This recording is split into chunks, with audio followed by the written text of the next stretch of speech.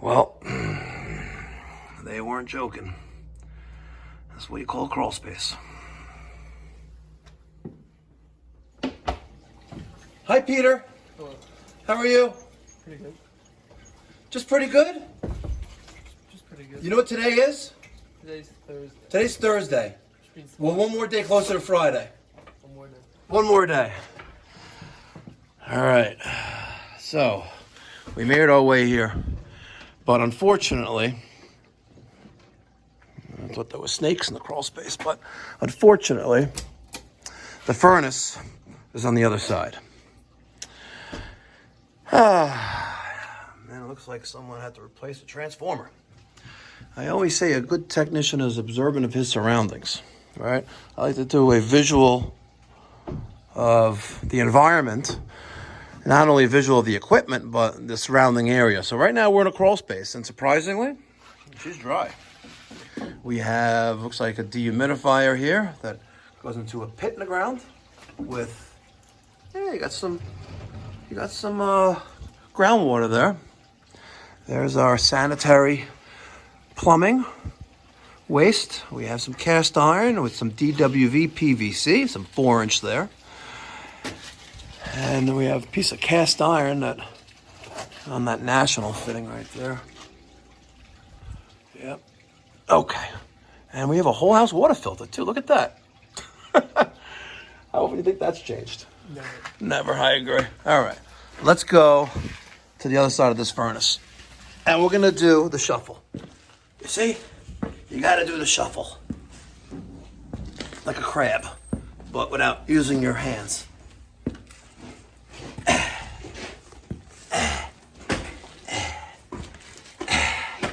Okay, let's do a furnace maintenance. All right, Peter. We have a Rheem gas-fired furnace here. Can you tell me what percentage efficiency this is by looking at it? I know 80%? Yes! Good answer. Very good. And how do you know that? The Veto. Correct. Okay. We're using a 3x2 reducer right there. And we have some 4-inch flue pipe, adjustable 90s, and some flue piping. Looks like going into a stack, probably going into B-vent eventually. But here we are. Looks like we have a little baby furnace fed with some 3/4 gas to 1/2 inch. And over there, I see some 1-inch off a T there.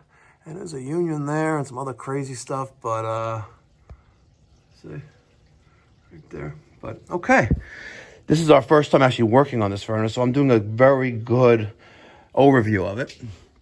If you look on top of our furnace, we have a spaghetti mess of, or bird's nest of wire.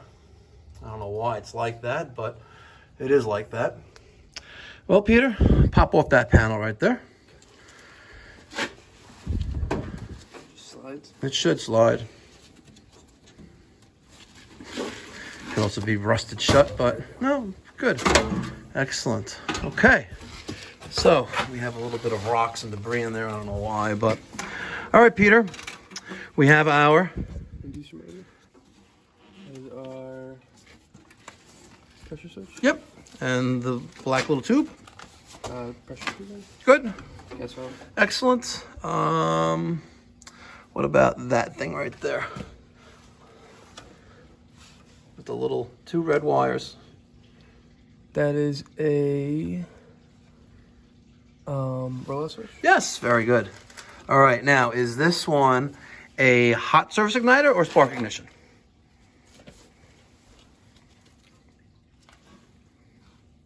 Hot surface igniter. Incorrect. Spark. Yes. And we'll tell that by... Are you okay? Oh, yeah. Okay. Sorry. We could tell by that by looking at our control board, right? In case that was a little questionable what you had there, because it's a tight spot there. So I can't fault you for getting it wrong. But if we take off our access panel, that's the blow compartment, you'll always find the furnace control board. right? And if we follow this wire, Spark. yep, spark, because there's our doodad for that. And it looks like not bad. All right, do we have a switch here? Oh, it's only over there, actually. But now that the power's off, we really shouldn't have any power. It looks... Okay. Let's... Oh, what's that thing right there? No, this one. See that? That right there.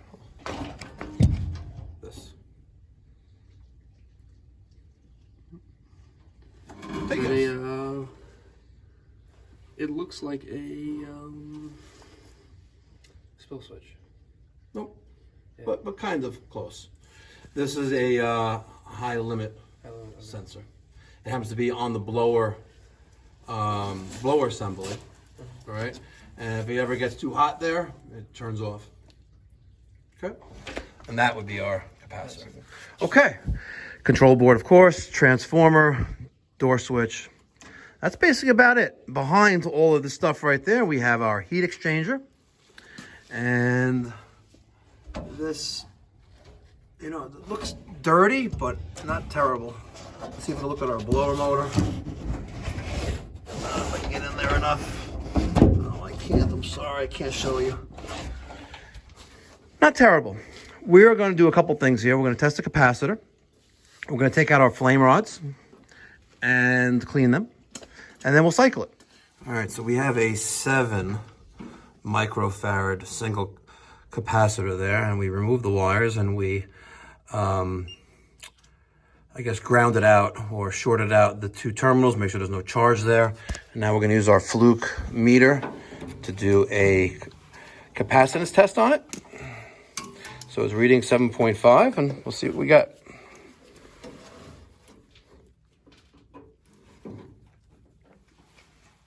And we get 7.7. Not bad. Capacitor is good. We'll put those wires back on. All right, next we're going to use a 1/4-inch driver and take that 1/4-inch screw out there. Not this one, right? This is our spark igniter, but that one right there. And that's our flame rod, or flame sensing rod. We want to make sure that's clean. Before you take that all the way out, right, I want to give you a little trick, right? If you grab that wire, right? Let's see, where's that wire? And as you're unscrewing it, push against the screw so you don't drop it, and then try to pull this out. That way you won't lose the screw in there, and you also get the flame rod at the same time. All right, so there is our flame sensing rod, and she looks pretty clean. And the jury's still out. 50% of the people, or HVAC guys, like to use a dollar bill, and the other 50% like to use, scratchy paper, like that, right? I like to use scratchy paper, okay? This is a piece of steel at the end of the day, okay? Some of the people who are dollar bill guys say, you're going to wipe off the coating on it. If you're worried about coating being wiped off by scratchy paper and not the flame that it sits in, think about it that way. Prove me wrong. Yeah, that makes sense. Doesn't make sense. Prove me wrong, ladies and gentlemen. What's the difference between a dollar bill and scratchy paper, right? You're going to tell me that scratchy paper takes off the coating, yet the flame didn't already burn that off, in the first 15 minutes of operation. Just keeping it real. Let me get your thoughts and feedback down in the criticism section down below. All right, so that's clean. We have to remove the 2 screws on the top and on the bottom to push the gas manifold out of the way in order to get that flame sensor back in. We use a needle nose to get that wire back on, but we're good. Okay, now let's test operation. We could use a jumper wire here between R and W, right? Or we can take R and W here and what the hell is going on here? Look at this. Why make such a mess, right? Why do people make such messes here? So R is red, right? Let's make sure. Yep, and white is W. So if we take the why does that wire look, yeah, it's still white. So this wire and this wire, put it together, we will have operation. So let's take these two, okay? And if we touch these together, right, the furnace will come on, correct? Should, yeah. Should. So, it didn't come on though. Why not? Why didn't it come on? Aha. A la peanut butter sandwiches. All right, so our first thing that comes on is our inducer motor. Once the pressure switch senses that pressure, the control board will then give power to our gas valve. Our control board will then give us spark. And then once it starts sparking, our gas valve will get 24 volts.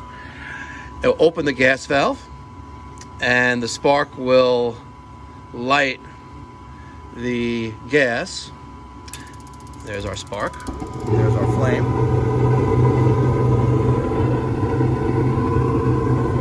And we have flame proving because that yellow light is on.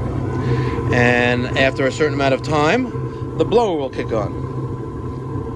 Let's wait for that blower to kick on. And there's the relay for the blower, and our blower has energized, and our blower is blowing. Gotta love the great job they did here with the ductwork. Let's just not use a collar and just shove the flex right into unbelievable hacks. I swear, hacks. All right, so if I let go of red and W, our door switch obviously is broken. There you go. Okay. Another thing we could do is test amperage on our blower, but it's kind of hard to test with the door. You know, exactly. So far, so good. Yes. All right, put the covers back on and off to the next. All right, now we're in the garage, and we just finished the tune-up on the Whale McLean boiler. We got the vacuum out. We vacuumed out the combustion chamber, cleaned off the top of the boiler. And one of the things I noticed, no, the drip leg was there, is that the end of the drip leg is this. And as you can see, it's wet. So you didn't see any water on the floor, but a good technician is observant of his surroundings. So we have this 50-gallon gas-fired water heater, 65,000 BTUs, which makes this a high output, okay? That's why it has a larger than normal draft diverter on top. So a good technician is observing his surroundings. We didn't see any water on the floor, but I noticed the greenness on the drip leg. It's wet inside, and one of the things I asked the homeowner is, number one, are you aware that the drip leg, or the relief valve, the temperature and pressure relief valve in your water heater was leaking? No. And I just had it serviced, hence the pilot assembly, not by us, believe it or not. The job was on the schedule for early in the week, and it was canceled. Someone else obviously replaced the pilot assembly, probably because the pilot was out and needed a new thermocouple. Nonetheless, he goes, I just had it serviced. No one told me. I was like, well, the amount of green that's on there, it's been leaking for a while. And then I said, has the anode rods been changed in the last 3 to 5 years? He goes, what's that? And I go, the sacrificial rods, where the water attacks that instead of attacking the tank, and tripling the life expectancy of your water heater by replacing anode rods every 3 to 5 years. He goes, no. I was like, well, since the water heater is from 2012, it would be foolish to replace them now because they're probably gone, and you'll be replacing this water heater in the near future anyway. So it's 11 years old water heater, and the water quality here in southwest Nassau in the 5 towns is horrible. All right. What's going to be horrible is the person who's got to take this tank out. And maybe that's the reason. Oh my God, there's 2 water heaters here? No way. Would you look at that? What is going on here? There's another water heater there. No way. How do you get into it? Let's go see. Surprise, surprise. Huh. We have another water heater here. Wow. That one's dry. Wow. Crazy. There's the sacrificial. No, that's not the anode rod. I don't think these have anode rods, by the way. Space heating outlet, by the way. This connection is to be used for space heating only. Interesting. Like kind of like a heat exchanger there, or you could do one there too. Oh, very nice. I didn't know you can do that. Learn something new every day. Look at that. I would hate to be the person who has to replace this water heater for me. Extra work, a lot of extra work. All right, for those of you who are wondering, I don't got to drain down the whole water heater. I isolate my hot and cold water lines by the valves. I open up the drain to a wash machine hose into a bucket and pop the relief valve to get it unairbound. Damn, there's a lot of cocky in there. Damn. Okay. And then Peter's got the new relief valve handy. Ready for the old switcheroo? You hold the camera and I'll try to shine. Pile up peanut butter sandwiches. I had a little bit of a pause there. I should have slid it out and slid right back in her. Just like the troll sister. Oh, last night. All right. Very good. So we'll tighten this up. We'll reinstall our drip leg and turn the water off at the drain, and then turn the water back on the valves above. All right, last but not least, third system in the home. We have a Ream, another 80% gas furnace, and they're using some B-vent to go up to the roof right there. Peter is downstairs. He just turned the thermostat on. He's going to set up the Volar combustion analyzer. I'm using the Volar right now because my Testo 320 had to go to True Tech Tools to get the O2 sensor replaced and also needed to be calibrated. My Testo 300, which I hate, we were going to use that, but it failed, and I sent that to True Tech Tools as well. And there were pump failures, sensor failures, and since it's still under warranty, they advised me to send it to Testo in Spartan, New Jersey. So I'm going to send that to them. It's still under warranty, so whatever. Let's do a combustion analysis on this furnace. All right, so we drilled a test hole in the 4-inch flue. Taking a look at our readings.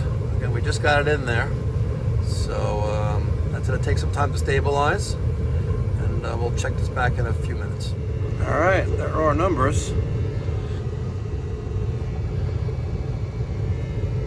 Pretty happy with what we got going on here. I'm pretty happy with what we got here. Not too shabby. The Volar. Very nice combustion analyzer. I like how it has everything on the screen that you need, all right there. All the information. Our stack, our O2, our CO2, our carbon monoxide, which is 6, efficiency. Actually, no, we don't have efficiency.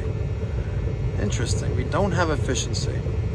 I wonder what that EA number is, though. I saw that. I thought maybe the E was efficient. Yeah, but it can't be 130% efficient.